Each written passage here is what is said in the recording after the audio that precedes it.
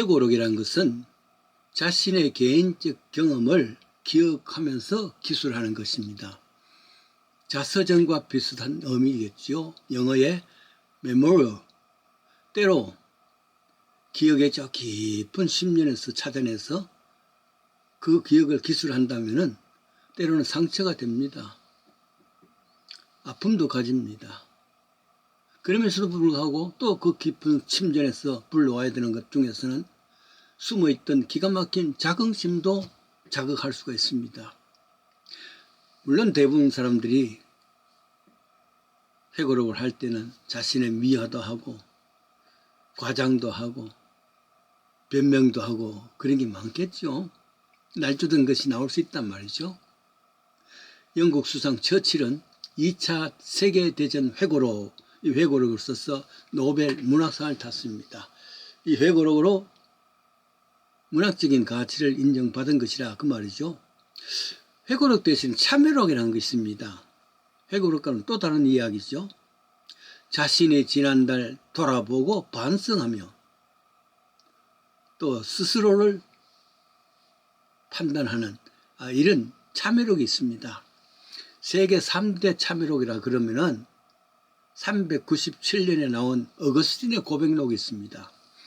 어거스틴의 참회록이죠. 가장 영적인 것입니다. 나중에 1728년에 장자크 루소가 참회록을 씁니다.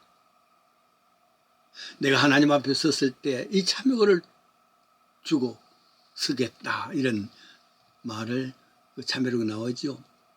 그리고 나중에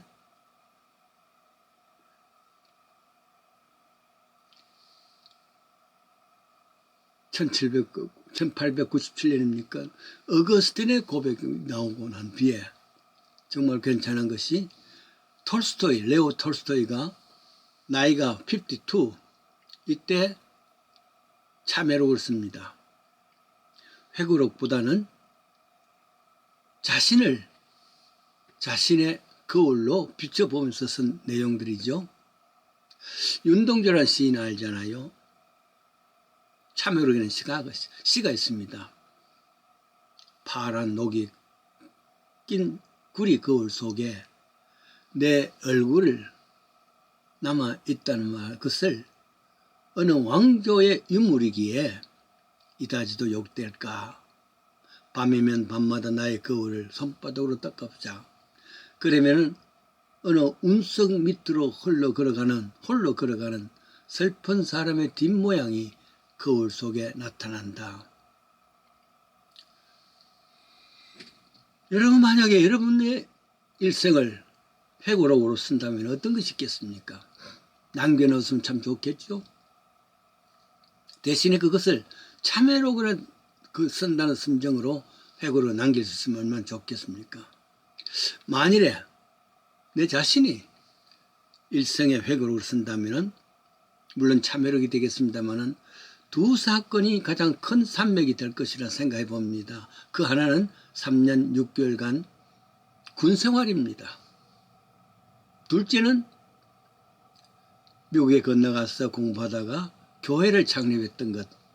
그것이 아마 일생에 회고할 수 있는, 참여할 수 있는 가장 큰 산맥이 아닌가 생각해 봅니다.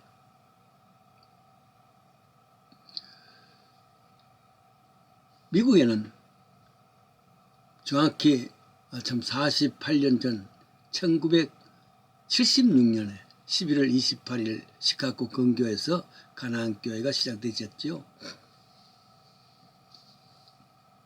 물론 정식 창립예배는 그 다음에 3월달 했습니다만 당시 36살 뭘 알겠습니까 목사가.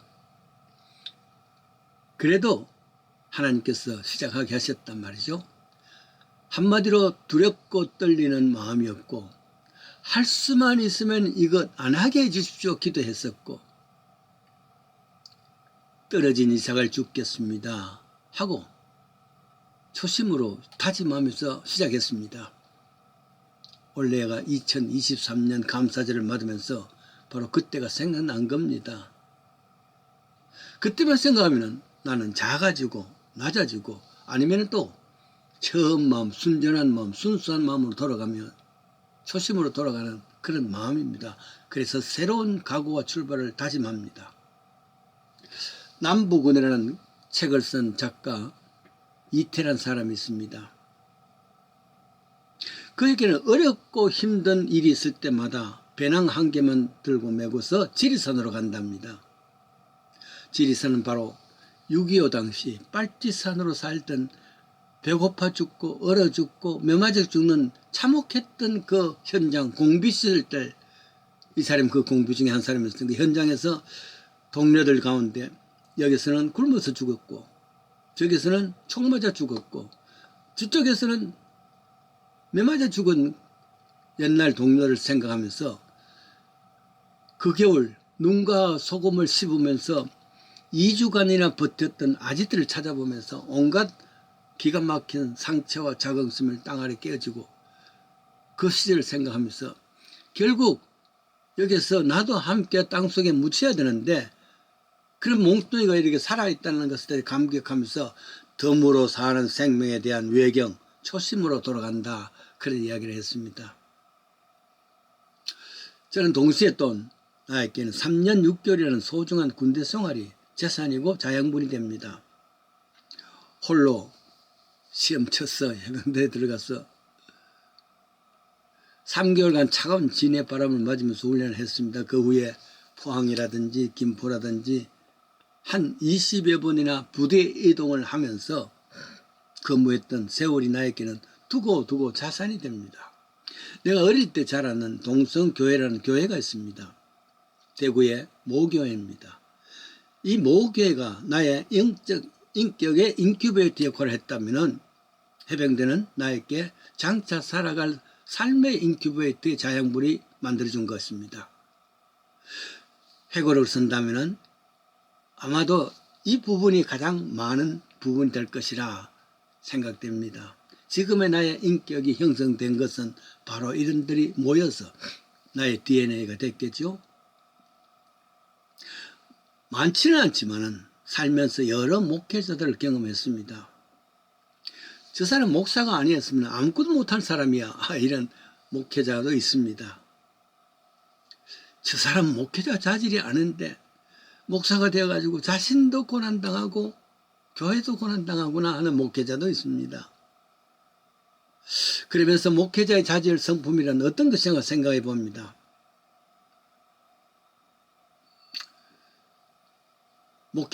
뉴욕에 어떤 목사님이 계시는데 자신도 압니다. 하도 분노를 잘 내서 당회를 하다가 또 부르륵 분노가 일어나면은 당회건 뭐고 때려치우고 나간다 그 말이죠. 이 감정을 조절하는 방법이 없겠나 생각하다가 하나님과 약속을 했습니다. 한 번 화를 내면은 분노를 내면은 그날 하루를 금식을 하겠습니다. 약속을 했단 말이에요. 조심조심 하는데도 불구하고 또 버럭 화가 난단 말이에요. 굶게 됩니다. 어떤 때는 일주일 꼬박 금식해야 되는 억지로 말이죠. 그래서 3년을 보냈는데 3년이 지나고 나니까 성품이 조금 바뀌더라. 이런 고백을 들은 일이 있습니다. 요즘 생각하는 것은 흠모할 만한 목회자의 인격이 성품이 무엇인가 생각해 봅니다. 그러다가 구약 성경에 욥이라는 사람이 이야기를 들어봤습니다. 욥만큼 인격적으로 닮아가야 된다. 물론 저에게는 요원하고 그냥 희망사항입니다만은 그 욥의 인격을 닮아가는 것은 하나님께서 3번에 걸쳐서 욥의 인격에 대해서 확인해 주었습니다. 어떤 인격이냐? 그는 순전하고 blameless, 정직하며 upright, 하나님을 경외하고 fear the God, 악에서 떠난 sunny the evil, 이렇게 표현했습니다. 이게 한 번만에 3번을 하나님께서 직접 이 사람은 이런 사람이다 인정했단 말이죠. 어떤 면에서 인격적으로 완전한 사람입니다. 내가 흠모하는 것은 그 욥의 인격입니다.